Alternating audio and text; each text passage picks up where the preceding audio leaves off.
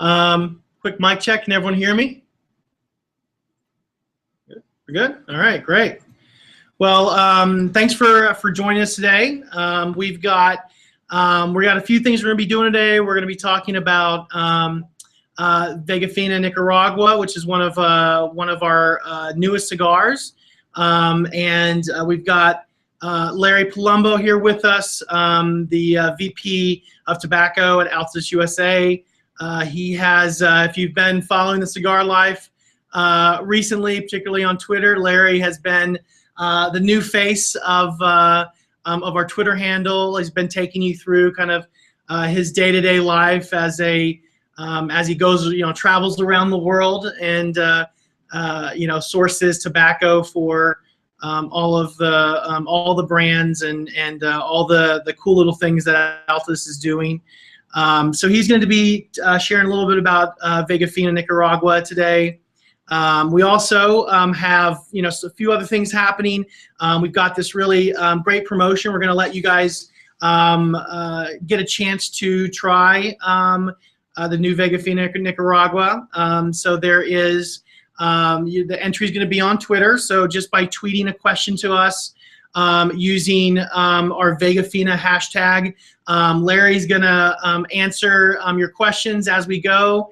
And then by participating, by tweeting to us at that hashtag, you'll be entered for a chance to win some boxes, a 2-pack of Vega Fina Nicaragua. So, and then we'll have one grand prize winner that will win the entire box of the all-new Vega Fina Nicaragua. So, really excited about it. I'm very happy to have Larry with us today. As I mentioned, he's Vice President of Tobacco at Altadis. He's been in the industry and has a wealth of knowledge. And I'm going to let him talk a little bit about his background, and then we're going to kind of jump into a little bit about the cigar, and then get into your questions. So, Larry, welcome. Thanks for coming. Thanks for inviting me, and I'm really lucky to have worked 40 years in the tobacco cigar business, the premium cigar business. It's taken me all over the world. I've been to places like India, Indonesia, Europe. We used to buy a lot of tobacco in Germany, Italy, Turkey, Greece, and more recently now I spend a lot of time in Central America, Nicaragua, Honduras, Ecuador. We get a lot of our wrappers from Mexico and the Dominican Republic. So it's been an exciting 40 years, and I'm looking forward to working a few more years. Great. Well, thanks for making the trip up here today. I think Larry's in Tampa, Florida, and he graced us with a trip up to New York today for this chat. And so thank you. I'm sure you had to put on a few extra layers today to make this trip doable. Well, it's good I'm a native New Yorker, so it's always good to come home. So we're here today, like I said, to talk about the Vega Fina Nicaragua, and we're gonna, we definitely want to start hearing some of your some of the cigar lifers questions out there. So don't forget to tweet us at Vega Fina, and we'll enter. We'll respond to those questions as they go. I would like personally to get the questions started off with a question for Larry. I've had the privilege of getting to try the Vega Fina Nicaragua a couple months ago when it was just being developed and being finished, and it just recently made it to market. You'll be able to find it in your local tobacconists. So Larry, you were you and the group of Domestros were very involved in developing the Vega Fina Nicaragua. I'd love to hear a little bit more from you about really why, what sets us apart, what makes it special in your eyes from some of the other products that you've had a hand in. Okay, well, the first thing is it's exclusively made with Nicaraguan tobacco, 100% wrapper, binder, and filler. Nicaragua is really a unique place in that you can produce a cigar exclusively from Nicaraguan tobacco or one country of origin. Nicaragua is unique in that it has various areas. In particular, there are basically 4 areas in Nicaragua that grow tobacco, and each area has its own distinct characteristics, burn, taste, So you're able to draw tobaccos from the different regions in order to put the cigar together to get a complex, interesting smoke. Some countries, really, you can't make a cigar exclusively from that one country.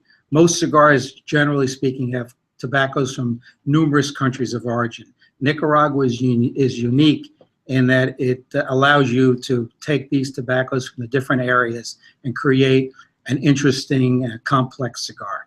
And that's what we've done with this cigar here.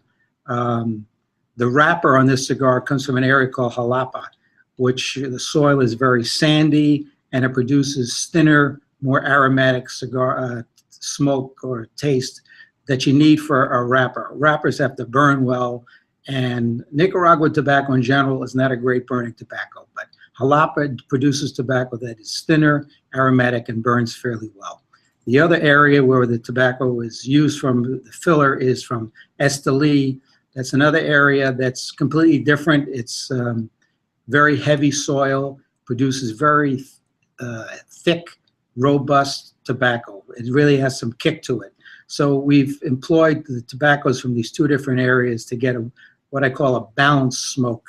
Our goal in making products is to make a balanced smoke, one that has aroma, taste, but is not really overpowering and knock the snot out of you, so to speak. So we try to make a balanced cigar, and that's always our goal. And I've definitely achieved it with this cigar. We're very excited about it. It's a great smoke, and I hope you go out and try it. It's also reasonably priced. It's not, you know, a $12, $14 cigar. It's very reasonably priced. I don't know if everyone's familiar with the name Vega Fina, but Vega Fina actually, outside the United States, is the #1 selling premium cigar outside of Cuba. So it is a well-known brand outside the United States. And it's definitely, we've seen, I think, the last few years, really its prominence grow here in the U.S. You know, it's been very highly rated over the last few years. We've got some really interesting blends, it's definitely been a brand that that Altus has been experimenting with, and I think there's really kind of a Vega Fina for everyone. Those from kind of the mild Right. to definitely more of kind of the full body like we see here. Right. So There's a white version that's sort of on the milder side. Then there's a Fortaleza Número 2 that's a little stronger, and then we have a Simón, which is a little stronger than that. This cigar here, I call it more of a medium to full-bodied cigar. It's very attractive wrapper. It's sort of a rosado, sort of a reddish brown wrapper. It's a beautiful-looking cigar. great. Well, so we're going to jump right into questions. We already got a ton of them flooding in. So we're actually going to start from a question from Twitter. It's at Dowling. And thanks for joining us today. So the question from them on Twitter is, what is your preferred way to cut a cigar? Okay. You know, when it comes to smoking, I'm of the opinion that whatever you like to do is the right way to do it. Personally, I like the guillotine cut. But in all honesty, a lot of times I just use my teeth. You know, people like a V cut, some like a punch. There's no right or wrong. Whatever you like to do, you feel comfortable with, you enjoy doing it, that's the right way. But for me personally, I like the guillotine cut. And I've actually been able to see Larry go at it with his teeth. He's like a little chipmunk, but he's got a perfect cut. It's amazing. You would if that was him, I wouldn't even carry a cutter. Doing it. Great. So we have. So the next question is coming from Twitter as well, and it's from the Real Shy Mike. Thanks for joining us, Mike, and I'm assuming it's Mike. So his question is, how would you describe the flavor palette of the new Nicaragua, the new Vega Fina Nicaragua? So I'm assuming flavor palette in terms of flavor profile. What are some of those kind of tasty notes that you get in this cigar? Okay, as I mentioned, I think it's a medium to full-bodied cigar. I'd call it earthy and spice. Personally, when the group of the maestros work on a blend, spice is something that we always aim for. It's what I think people like in a cigar. And also another thing that I like to strive for is that initially you can get a spicy taste to a cigar, but then some cigars will peter out. This maintains its flavor and spice as you smoke it, and the taste also changes as you smoke it, but it's always an interesting smoke that doesn't really peter out on you. Yeah, great. I'm going to actually, we have so many of these questions flooding in. I'm going to kind of run through a few of them without, jumping around. So the next one actually comes from another one of our Twitter followers. This was from CatCall2014 from Twitter. And this is, I went to this question because we get this question all the time. I see it consistently, and I'm sure there's a million people lined up right now that are going to find this one interesting. But the question here is, sometimes I notice a white powdery substance on some of my cigars. Is this something to be concerned about? So I'm assuming they're within a humidor at times, and probably everyone that's following along has seen this at some point in time. It's got that very light, powdery white dusting that will form on cigars over time. So tell us a little bit about that. That's what they call plume on a cigar. It's not a bad thing. What you have to avoid is mold on a cigar. Mold will be like little puffy, small pieces of cotton, which is very, very bad. Now, if you do get mold on a cigar, you can help it out or clean it up by just getting some vinegar, either red or white vinegar, and actually wash the cigars off and clean it. But plume is something that's actually desirable. It's a sign of aging of the tobacco. So that's a good thing. So you just have to know the difference. Plume is sort of a fine, it's not puffy. Yeah, so what I've noticed plume tends to be more evenly coated against the cigar. You may not coat the entire cigar. In fact, rarely will it coat the entire cigar, but you will. It'll be noticeably different where mold is very small pieces. Usually, mold will start to appear first on the head of the cigar here, the foot, actually, the foot. So if you see the mold developing here, that's usually a bad sign. Yeah. Okay. And that's usually a humidity issue within your however you're storing them, whether it be humidor or whatever you're using. Plume is something that will just naturally develop on the cigar, and it's actually a great thing. It's a good thing to experience. So thanks for that question. So next one we have coming in is from is actually a question I wanted to ask that I had set aside. And so the question is, can you talk a little bit about wrappers in general, and how does the wrapper that you choose for a blend or a new cigar, how does that actually affect or impact the taste profile of that cigar? Okay. Far and away, the wrapper is the most influential component of a cigar. It attributes the most to the taste of a cigar. It also is what you look at first. So depending if it's light or dark, it gives you a mental impression as to what the cigar is going to taste like. But far and away, the wrapper is the most expensive component, but it also contributes the most to the taste of a cigar. That's my favorite thing that I do, is buy wrapper tobaccos. Generally speaking, all tobaccos, but wrappers in particular, when we buy them, the wrappers that come from the bottom of the plant are lighter in color and thinner. As you get higher up in the plant, the wrappers get darker, oilier, and heavier. And usually it's those we call upper primings from the top of the plant that are dark, oily, that produce or give you cigars with a lot of flavor in them. So we normally gravitate to more of the upper priming tobaccos, especially out of Ecuador, to give you flavorful, also very attractive looking cigars. So the wrapper, people say it's 50%, it's 60%. What exactly it is, actually by weight, it's only about 7% of the cigar, but it contributes, in my opinion, at least 50% to the taste of a cigar. Yeah, and I've heard, talked to a lot of different experts in the industry, and a lot of different cigar masters and whatnot, and we heard the same thing. There's obviously great debate. I think for the most part everyone can agree it's between 50 and 75%. But there's always great debate really as where it falls in that range. I just want to add one other thing. Also, I know I talk to a lot of Cubans and they always sort of downplay the wrapper, but in our market, we have access to a lot of different wrappers from different countries of origin, Connecticut, Ecuador. Nicaragua, Indonesia. So we have more of a variety of wrappers to choose from. So we can change the taste of a cigar by switching these wrappers. Yeah. So we have a lot of flexibility when it comes to wrappers. And I think that's a very interesting point. I think when you one of the things I think a lot of maybe newer cigar smokers don't understand is that the wrapper, while it contributes to taste, it also the tactile feel, the look of it also is an important element in deciding what to put on a cigar. Right. So it's not just what do you want to taste like, but what we see, all the senses. Cigar smoking is really all about all the senses, and it really plays. You make a lot of decisions based on what you want to see. What it looks like, right? Right. So one of the things that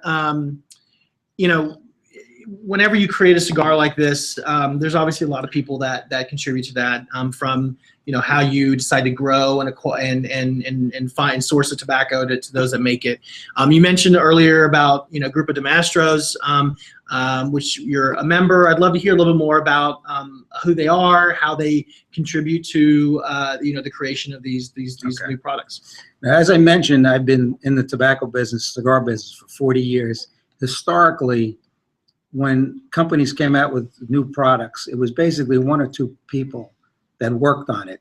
And the result was a lot of the cigars always tasted the same because the same people were making them, and they had a certain taste that they liked. So all the cigars more or less had the same profile. Within the last 3 or 4 years, we've had new management of the company, and they've come up with the idea of creating a group. They call it the Grupo de Maestros, which is composed of me being a tobacco person who's familiar with the tobaccos that we buy and what's available in the marketplace, along with people from the marketing, sales, and most importantly, the people in the factory. People that work in the fermentation, that work on the cigar floor, the bunch makers, the people that prepare the tobacco. We have a group, and it's quite large. It's maybe 12 to 15 people that work on blends and also rate these blends. And we meet periodically every 2 or 3 months and rate the cigars, and it's very democratic. We have all these people, everybody's vote is the same. It's done very seriously. We don't know what we're smoking. We don't talk when we smoke the cigars. We don't make any faces. It's been very, very successful. We've come out with a string, really, of what I consider great cigars that have been very well received in the marketplace. And I think we've elevated the status of our brands. We've come out with the Romeo by Romeo and Juliet, the Monte Cristo Epic, recently the H. Upmann Banker, now the Vega Fina Nicaragua, the Monte by Monte Cristo. These have all come out of the Grupo de Maestros, and we're very proud of these new products. Great. And I've had the opportunity of sitting in on these sessions with the Grupo de Maestros as they're testing these blends, and I got to tell you, it is one of the most intense cigar experiences that you'll ever witness. They are so focused, and you can hear a pin drop. labor of love, though. We love doing it. And it's really not what you expect. You expect really more of a casual experience, and it was very, very intense, and they take very great care to be thoughtful about everything they do. And what's good about it is everyone feels, as I said, equally. So everybody speaks up and voices their opinion. So it's a true democracy.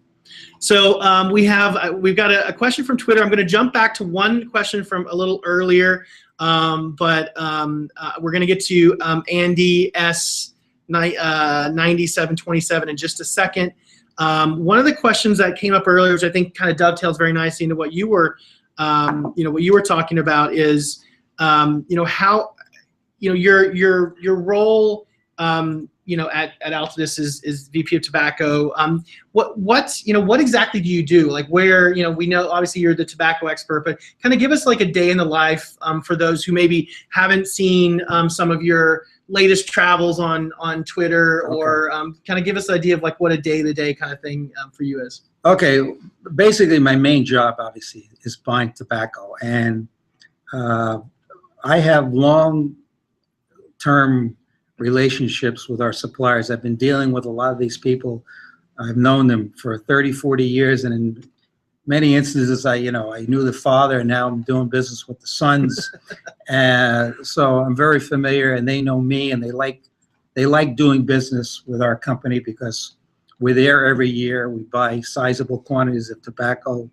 They know that we're honest, that we don't reject tobacco unless there's a good reason for it. We pay our bills in time. So I have very good relationships with our suppliers.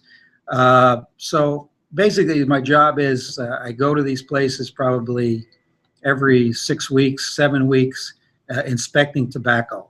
I usually travel with someone from the factory who's has to actually work with this tobacco on a daily basis. So we both work together, and we both respect our opinions. And if he doesn't like the tobacco, then that's, we don't buy it.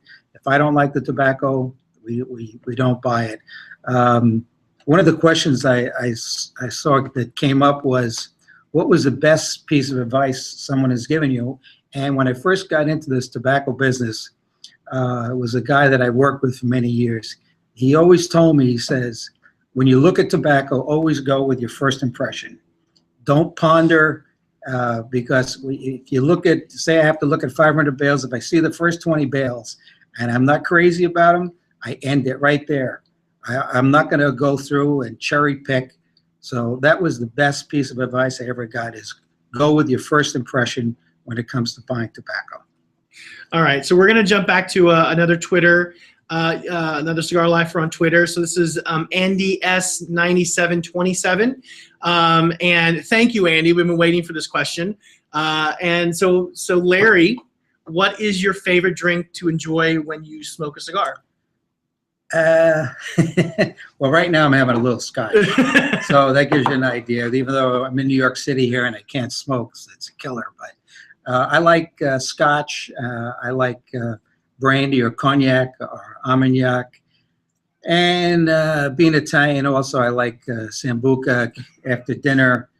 I'll be honest, I'm not a bourbon guy. I know bourbon is very popular. I do go to a lot of events, and people love cigars with bourbon. Yeah. But it's just not my taste. I grew up, being a Scotch drinker, and that's my number one. No one can argue that point. That's right. Or at least I can't argue that point. I'm a big fan of a Scotch with my cigar. I also I've enjoyed more recently, occasionally a glass of red wine. I find pairs very well as well.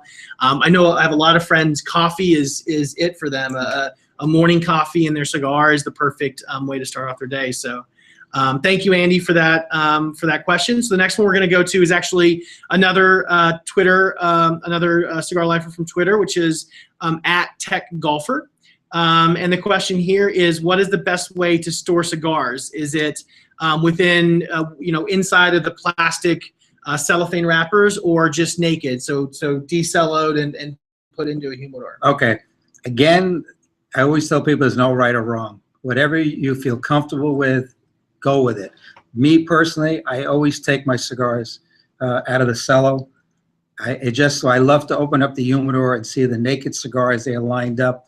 To me, they maintain their moisture better being out of the cello. The problem is that if you're going to go play golf or something, they're out of the cello, so you got to put them in something else. But I like to uncello my cigars. And again, with humidors, be careful.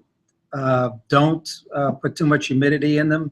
I like my cigars personally on the drier side, so I don't like them spongy. I like them firm and on the drier side. To me, they burn better and they don't get so spongy. And the other thing I'm talking about humidors is, if your cigars dry out, the key thing is to bring them back very slowly. You can't rush them back. Yep. Okay, cigars dry out. There are always going to be some damage to them. When cigars dry out, they lose some of their oils. They don't taste the same, but you can still bring them back to smoke them, but bring them back very slowly. If you try to rush it, the wrapper will burst because it picks up the moisture more quickly than the rest of the cigar, and they'll pop. So be patient and bring them back slowly. Great. Thank you for that.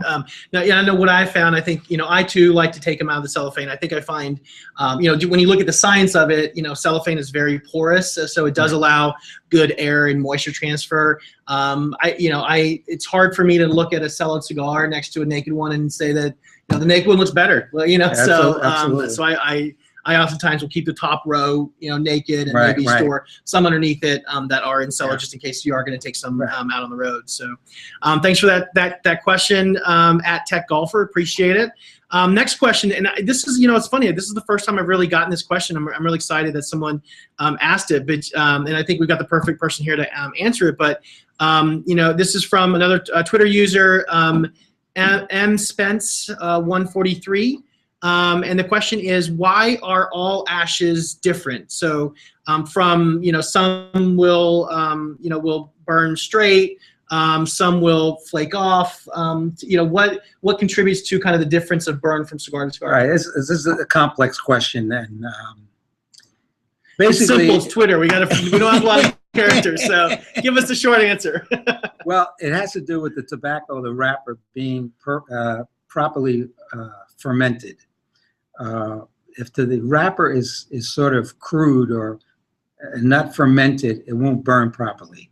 You'll get a dark and you'll get an uneven burn. You also might get some sort of like I don't know what the right word is, sort of a bubbly, it's not a clean, sharp burn. When the tobaccos have been properly fermented and aged, you get a more even burn, and it's more like a razor edge on it. When you see that bubbly, it means the tobacco is under fermented. Certain tobaccos, just by their nature, will have more of a white ash, and some will have a gray ash. Like Nicaraguan tobacco has more of a gray ash. Ecuador tobacco, which burns very well, has more of a white ash, as well as Indonesia has a very white ash. It's just the nature of the tobacco. And I think one of the things I found too, certain types of tobacco wrappers tend to burn more unevenly. And it's just the nature, like Ecuadorian, what's the Espada? That's Espada is a Nicaraguan wrapper on it. Okay. Also uneven burn when the cigar burns down the side. That's usually a sign that the bunch, which is the filler and the binder, have not been constructed properly. Mm-hmm. That there could be voids in it, which creates it causes the burn to sort of jump through the void, and you get an uneven burn down the side. Usually that uneven burn is a sign of poor construction of the cigar. Okay, thank you. Okay, so the next question is another one from Twitter, which is at Tommy's Mommy 14. And his question is, is there a big difference between a cheaper humidor and one with all the bells and whistles? So it's a bit of a loaded question because clearly there's all types of cheaper and expensive ones, and that doesn't necessarily connote quality. So why don't I maybe rephrase that? And what do you look for in a good humidor, regardless of price? Well, in all honesty, I don't think I'm an expert on humidors, but what I look for in a humidor is that when you close the lid, that you get a good seal on it. And sometimes it's a little even difficult to open it up. You need a tight seal on a humidor. I look at the inside to see the amount of wood and cedar inside. I'm not big for all these gauges and all this other stuff. I'm a simple guy, and I just look for a humidor that's constructed well and has a good seal on it. And the one thing I would add to that is what I have found is that the gauges can at times, if they're not really sealed in there properly, can be a big problem in letting out humidity. So right. I too prefer kind of just simple. I'll put a gauge inside and let that really control control my measurement of humidity. So so thank you, Tommy. I hope that helps you find your next humidor. So just a quick reminder for everyone, we're giving away 2 packs as well as a full box of Vega Fina Nicaragua cigars, and just by participating today and tweeting to our hashtag Vega Fina, you'll be entered for your chance to win. So if you're looking for any rules or descriptions, just check out our Twitter page for a little bit more. So let's hop back into our next question. And this was another question from Twitter. And this was Sertimir, hopefully. So the question was, what relative humidity do you keep your cigars at? So we know that see. So, okay, so what he knows as 75% is what the majority of people talk about on forums, is what he kind of keeps hearing. 70 or 70? 70%. 70. Okay, yeah, that's the normal. And he also hears other people talk about 62 to 50. I'm sorry, 62 to 65%. So do you have a particular? For me personally, I like to keep it between 65 and 70 because I don't like soft cigars. I like them on the dry side. In the factory, actually, when we make cigars and they go to the aging room, which is normally a cedar-lined room after the cigars are made, where they're stored for anywhere from a minimum, usually of 4 to 6 weeks, we try to maintain in the cedar room 70% humidity. But for me personally, I like it on, but again, it's your preference. If you like a softer cigar, then go for 70. If you like a drier cigar, I would go to 65, 67. Okay, great. So our next question is from @Michael Hall on Twitter. And the question here is, are there any common flavor profiles based on the origin of the cigar? So for instance, is there something that you can tend to expect from Nicaraguan cigars versus, say Dominican cigars? So I guess there's kind of a two-part question. He says origin here, which, really means country manufacturer, which doesn't necessarily, you can use Nicaraguan tobaccos and make it in Dominican. So maybe let's focus a little more on, let's focus a little more maybe on the tobacco itself. Okay, well, as I mentioned earlier, Nicaragua basically is a key component in many of our blends. This is 100% Nicaraguan, but many of our cigars employ a percentage of Nicaraguan, say with Dominican or Peruvian or Mexican tobacco. But generally speaking, Nicaraguan tobacco is a very sturdy, robust tasting tobacco. So we use that component in order for, when we're looking for it to make the cigar stronger. But as I also mentioned, without getting too complicated, is within Nicaragua, you have different areas. Condega, Jalapa, Esteli, and Ometepe, which all have their particular characteristics. But generally speaking, Nicaragua is where you go for to elevate the strength of a cigar. Ecuador, on the other hand, is only wrappers. And Ecuador produces, in my opinion, the best I love Ecuadorian wrappers, personally. They burn very well, and they're spicy. And there's basically two types. There's a Sumatra and a Cuban seed wrapper. So Nicaragua is always a country that is a bit of an anomaly, right? It's got its regions are all very different, produce very different types of tobacco. Right. It's also a newer region for a lot of premium cigar smokers. It's really because it's come into its own really over the last 5 or 6 years. Right. So I'd love to talk a little more about, just pick one. What's your favorite region? And for, not just because it's tobacco, because of your experiences in that region in Nicaragua. Tell us a little bit more about that place. Well, I personally like Esteli. It's a very heavy, thick soil, and it produces a really potent, powerful tobacco. I sort of gravitate towards stronger cigars. So I'm always, I love to look at, sample, buy, taste tobacco from Esteli. But the other tobaccos are also, they're great from Nicaragua. Nicaragua's become much more popular in terms of production of cigars and also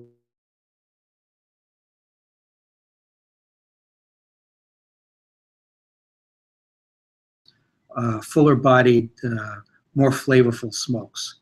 And to get that, you have to utilize basically Nicaraguan tobacco in some form. Great. So our next question comes back from Twitter as well. It's Matt Goodell, @Matt Goodell from Twitter. Where is your favorite place to smoke a cigar? And I've got to throw it out there. Go Pats. I did not tweet that, just to be very clear. Well, but that was part of the question, so I've got to get it in there. Well, I have two favorite places. One is after a great dinner at home, but also I love to. I live in Florida and fortunate enough to have a lanai. It's like an outdoor enclosed area, I love to on Sunday to watch football, Red Zone in particular, and smoke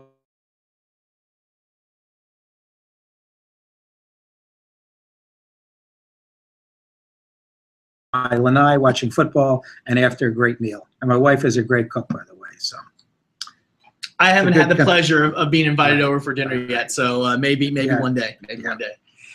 So our next question back from Twitter is @LovesDavid.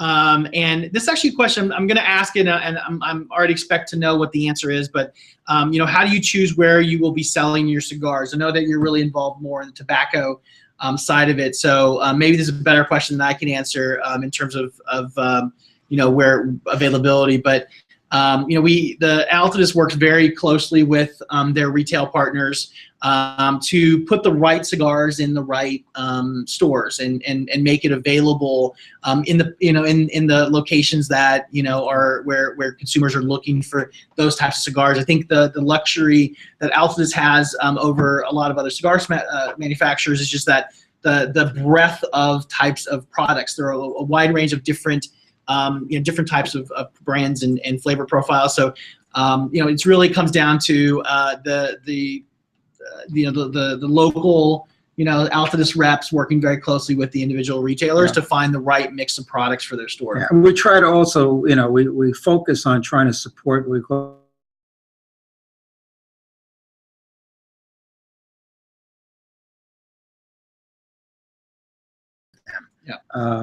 because we want to support them. They're essential, to our business and to the future of the business.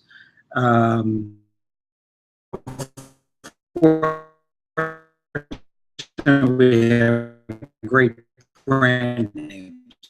I mean, Monte Cristo, Romeo and Vega Fina. High-end stores, want to carry our brands because asking for our brands. Right. So we have our next question coming from Twitter is, what are the best settings for aging cigars? And this comes from @ewildcheck.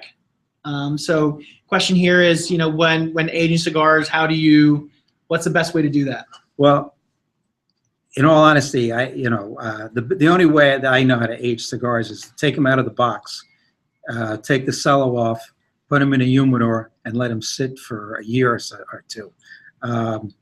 In my opinion, you really you can, I guess, age the cigars in the box with the cello and all that, but to me, they have to be breathing and alive, and something happened to them. So the best way to do it is in a humidor, naked, and just let them sit there, and just monitor the humidity to keep it between that 65 and 70 range, and make sure that they don't dry out. When your cigars dry out, it's the kiss of death. They lose their taste. We call it they hay out. They get like straw.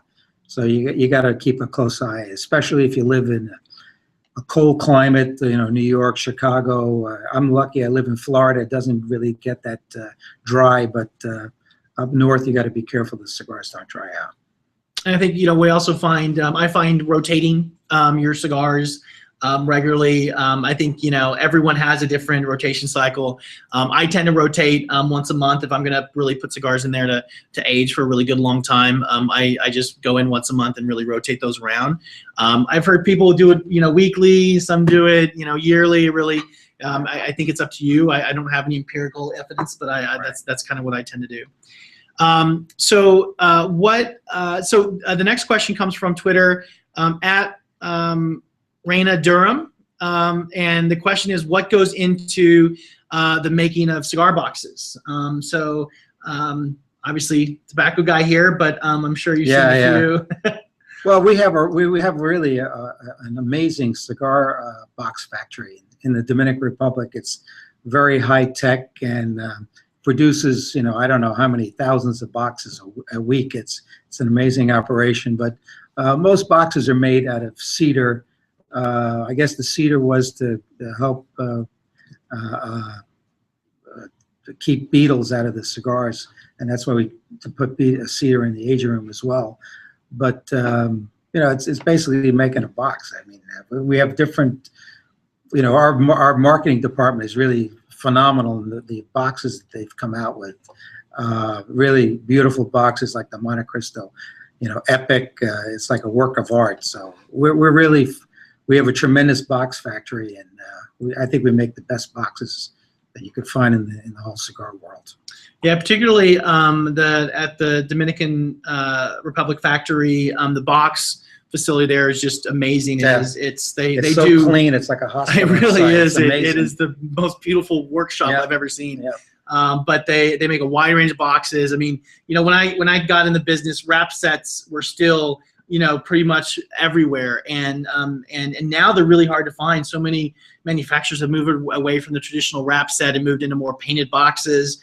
And I actually love when we bring out like a something with a wrap set. It has a little retro feel. Yeah, really, I like it too. Particularly with the Vega Fina Nicaragua, what I find interesting, orange has been a color that really, there's a few colors in the industry that people have always kind of shied away from. Blue. Orange, green, blue. Right. Particularly probably orange and blue are the biggest ones. Right. And I love to see taking a risk like, using a color like orange but then, blending that with more of a traditional wrap set, I think is very interesting. Yeah. And for those who aren't really completely familiar with what a wrap set means, it really refers to the construction of the box. So the box is made out of cedar pieces that are glued together, and then it literally has a paper wrap that's glued to it, and then there is a little edging strip that's a long skinny piece of paper that just gets folded to make these clean, beautiful edges, and is also used to then seam the back hinge of the cigar box. So this is the way cigar boxes have been made for hundreds of years, and it's really the traditional method behind, for boxes. Yeah, it's classic. Okay, so the next question is comes from Holding On, and the question is, do you have a favorite everyday cigar versus kind of a special day cigar? So what are you doing? What are you smoking regularly every day, and what do you say for special occasions? Well, I'm lucky that I have access to a lot of cigars, so my everyday cigar is usually my favorite cigar. So, but I have several cigars that I really enjoy smoking. This one is a relatively new cigar, so I don't have a lot of experience smoking it, but I'm very fond of it. To some of my other favorites, recently we came out with the H. Upmann Banker. I love that cigar. The Romeo by Romeo and Juliet. There's a lot of them. I mean, they were all like our children, basically. So we love them all. But there's certain ones that appeal to me more. I feel like you kind of tend to you focus on a few of them, and then you realize you forgot a couple of your kids, and you have to go back and spend some time with those kids. Them. And so that's a great question. I think you should see Larry travel. He opens up this massive briefcase of cigars, and you're like, what? It has got everything in there. So he's pretty funny. You definitely, if you travel with him and forget a cigar, don't worry. Just go to Larry. He's covered. Man. So next question comes from Twitter again, at Edward J. Weil. This is a great question. So wooden matches, lighter, or cedar sticks? What do you prefer? Okay, again, there's no right or wrong. Whatever you enjoy doing. Personally, I like a really powerful butane lighter because to me, the most important thing in lighting a cigar is to make sure that you totally heat up the wrapper all the way around, so you get you have to get the burn started correctly from the get-go. If you do it 85%, there's a chance you might get an uneven burn. So that is my goal when I light a cigar up, is to make sure that I really heat it up. I may light it to heat it without even putting it in my mouth. Just go around like this to burn the edge, and then I'll continue. But I make sure that I get 100% burn when I first start smoking a cigar. Yeah, definitely butane has kind of taken the industry. It's kind of the gold standard I like now. a torch or whatever. Yeah, and I think I love to see kind of the a lot of people are bringing back the tabletop torches. I think one of the things you get out of matches and cedar lighters, cedar splits, you have that pomp and circumstance that goes with cigar smoking, and I think you lose a little bit of that with a butane lighter. But I think bringing back more of those older school tabletop lighters now done in butane instead of the old kerosene and whatnot is really brought some of that pomp and circumstance back into it. So the next one is a question from another Twitter question from @FreshBananas. Okay, fresh bananas, why not? And what are some key components when you're looking at the quality of cigar? So how do you look and judge? I'm assuming for fresh bananas, probably when you're buying a cigar at a store, for instance, how do you check quality? Well, the first thing I do is I look at the wrappers to make sure that they're uniform, that they have some shine to them, they're not dull, flat, and also that they're not veiny. Then, if you can also pick the cigar up, I know retailers don't like people fondling the cigars, but I always like to make sure that it's a solid bunch. I don't like spongy cigars. So I always gravitate or want a cigar that has a firm bunch to it, a firm feel. But that's basically it. It's the wrapper that appeals to me. I usually like a darker. I'm not everybody has different tastes. I like a darker wrapper, an oily wrapper with some shine to it and a firm, hard cigar.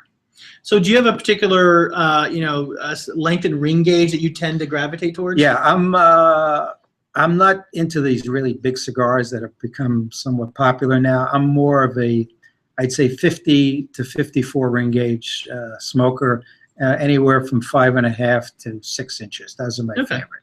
So you kind of fall right in the middle, a very simple, comfortable. Yeah. Okay, great. Yeah. So next question comes from one of our cigar lifers on Twitter, @BRWhiskus. And the question is, should I put a new box of cigars in my humidor immediately?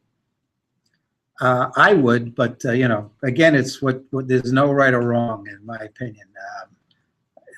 I don't see how they could, you can go wrong if you take them out, take the cello off, put them in a humidor, and just let them sit. Yeah. And then you could also look at them. It's fun to look at them. Also find, for a great, kind of a rule of thumb, typically a cigar can sit outside of a humidor comfortably a week. Maybe 2 weeks, depending on the temperature and the humidity, before it really needs to go into a humidor. So you have a little bit of leeway. I don't really necessarily see a value in keeping them outside of a humidor for any length of time. Like I said, if it's not very long, doesn't necessarily hurt it, but there's not really any specific value to it.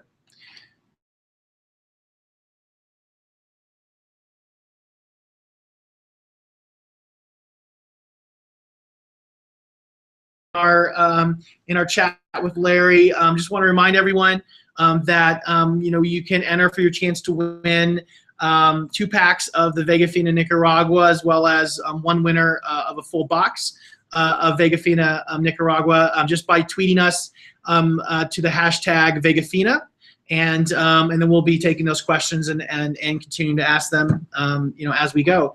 So one of the before I get back to some of these great questions we've got streaming in from Twitter, is you're a world traveler. You go a lot of places as part of your job, and you also happen to be not just someone who helps make cigars, but a real passionate cigar enthusiast.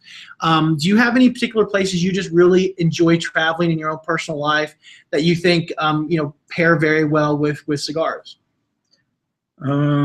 That's a tough question. Well, I love going to Nicaragua. That's like my favorite place. I like the people there. I travel with my friends from the factory, and we spend the whole day looking at tobacco, and then after working hard the whole day, we go back and usually have some drinks, smoke cigars, talk about what we've seen that day, and then usually we might meet with the people that we bought the tobacco from. It's just a great time, and it's very relaxed. The climate is beautiful. So I like going to Nicaragua. That's my favorite place. But I have friends really wherever I go. Mexico, I have very good friends. Honduras. But Nicaragua, because we buy a lot of tobacco there, I like going there. I'm sure if we ask Larry's wife, we'll probably get a completely different answer, but that's okay. All right, so jumping back to one of the questions streaming in from Twitter is at S5592C. And The question is, oh, this is a great one. So how does Larry feel about using a cooler door? Have you seen those before? No, I have no idea what they are. So this is like living in the past. this is Larry's more of a traditionalist, I think. Right. So a cooler door is it is a humidor basically made out of a cooler. So you can actually buy them pre-made now. This used to be kind of the do-it-yourself or the DIY approach to a humidor. And I've actually gone through and made one before, and it really, the idea and the reason you do it, obviously, is because coolers are really meant to hold in moisture, air, and they tend to be built very well, and you can buy them very inexpensively. Even, you know, with a lot of people would make them out of plastic, you know, like plastic humidors that you just kind of glue cedar into the walls, the humidor, so that you have a cedar into the cooler, and so you have a cedar, you know, inner liner. And it was a really inexpensive way of making a really sturdy, effective humidor. Have you seen? I mean, you've traveled the world. What have you seen people do to kind of make their own humidors? Well, I've seen people, you know, freeze cigars, keep them in a freezer, keep them in Tupperware. But you know, to me, I just like the traditional humidor that's cedar lined. But you know, I've put cigars in the freezer, especially when I've had like a beetle attack. You know, I stick a whole bunch of cigars in the freezer and then have to take them back out and then bring them back to life. But I'm more of just a traditionalist. But this sounds like an interesting idea. This cooler door. Well, and I've actually I've got a friend who just swears by putting cigars in a freezer, which just seems so odd to me. I can't. I've never tried it, but he swears by it. And again, whatever you like. Do. As long as it's legal. Yeah, as long as it's legal. So the next one comes in from another Twitter user called Wacky Techie. And the question is, do you gift a lot of cigars to friends and such? So I'm assuming he's hoping to become a friend. If the answer is yes. So how do you go about gifting the gift of cigars? Well, I only give cigars to people that I know are true cigar smokers. I'm not going to give, you know, cigars to people because they say, you know, I got a, you know, great uncle or something that smokes cigars. I don't really, believe it or not, I don't have access to a lot of cigars, but I like giving cigars to people that I know enjoy them, and a lot of times I can sit and smoke with them. Yeah. I'll give them cigars. So I'm very, I'm selective in who I give cigars to. I give them to, you know, close friends and people that I know that really appreciate smoking cigars. I agree. I think, you know, gifting cigars to people who are really truly enthusiasts is really the best way to go about it. I've got a good friend, Nick, who you know, is great at gifting me cigars. Nick, if you're out there, thank you. But yeah, I completely agree. So the next, we got a few more questions. We're tying up here. We got about 6 minutes left in our discussion. Just want to jump back to actually to a question I had that I wanted to ask Larry. So, you know, what's the favorite part of your job? Nail down the one thing, the very best single thing that you get to do as part of the VP of tobacco at Alphonse. Okay. Obviously, I enjoy buying tobacco. That's what I've done. But I think what gives me the most gratification is working on new blends and creating something, you know, basically from scratch that will eventually go to the marketplace and that will get some sort of recognition, you know, by the public and by retailers. You know, and the greatest thing, you come out with new cigars and you bring it to a store and the retailer loves it and wants to support it, and he talks to his customers how great a cigar it is. That is the best part of my job, is creating new cigars. And that's become a bigger and bigger part of our businesses, new creations. Because basically, cigar smokers are fickle. They're always looking for something new and exciting. So it's a lot of pressure on us to, you know, to create new cigars with different tastes and different tobaccos. So, but that is the most gratifying part of my job. Great, thank you. So we're gonna jump back to one of our Twitter followers, DJ Kozero. And the question is, what makes the most flavorful Maduro? Okay. Generally speaking, for the most part, there are only for the two types of Maduro wrappers. One is broadleaf, which is grown in Connecticut, which is a sun-grown tobacco, which is actually stalk cut, meaning that when the tobacco plant grows, they take the flower off, and then eventually they cut the whole plant, hang it in the shed, and cure it. That's broadleaf tobacco. It's grown in the Connecticut Valley. The other is Mexican San Andres, which years and years ago used to be stalk cut, but now it's prime, meaning they pick the tobacco as it grows. Those are the two basic types of broadleaf that you find in the marketplace. Mexican Maduro has become very popular recently. There's big demand for that tobacco. Both tobaccos burn very well. I'd say broadleaf is probably a little heavier texture. It's sort of sweeter tasting, I'd say, while the Mexican is a little more spicy tasting. But those are the two basic Maduro cigars. I don't know if I explained it adequately, but the broadleaf is a very sweet tasting tobacco, and the San Andres is spicy. They both burn very well, and they both make a very dark, beautiful looking Maduro cigar. And that's I think a great maybe segue into, a lot of the questions today were really about education and knowledge, and I would encourage the cigar lifers out there to check out cigarmaestro.com, and that's it's CIGARMAESTGRO.com. Hopefully that's spelled right. I didn't do it on the fly, but I would encourage you to check out Cigar Maestro. It is the website put together by the Cigar Maestros, the folks who create all these brand new cigars, and it really walks you through the knowledge and and educates you on what they have learned and how they go about creating cigars. And the reason I bring that up, because one of the lessons on Cigar Maestro is about the leaves and how you get to learn more about the difference between a Maduro and a sun grown versus shade grown, and all those different elements of a premium cigar. So I encourage you to check it out, and you can sign up, and it's a quick sign up, and you can start taking lessons right away. You become a certified expert as well. I also encourage you to check out MonteCristoSocialClub.com. It's our private social cigar network dedicated to the premium cigar lifestyle.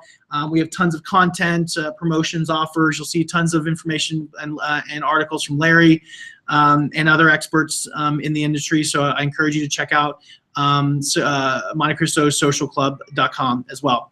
So just want to wrap this up since we're just about out of time. I just wanted to thank everyone for coming, and just remind everyone we're going to be picking the winners for these Vega Fin and Nicaragua cigars. We're going to be picking winners of both a full box as well as 2 packs. So those will be announced soon, in our Twitter handle. Will be reaching out to people once we pick those winners. Really looking forward to letting some of you guys try this new cigar. It's a really phenomenal new cigar that just came out. It's a ton of flavor, packs a punch, and I'm really looking forward to hearing feedback from all the cigar lifers out there. So wanted to thank Larry for making it to our little discussion today. I appreciate your time, and I'm sure we had some great questions from the cigar lifers out there. So I hope everyone found this educational and interesting, and definitely want to hear your feedback. So let us know what you thought, and let us know what you want the next one of these little chats to be about. So we're going to be doing more of these in the future, and want to hear what you guys want to hear from us. So thank you, Larry. Thank you for inviting me. And we're looking forward to the next time we all get together and chat. All right, thank you.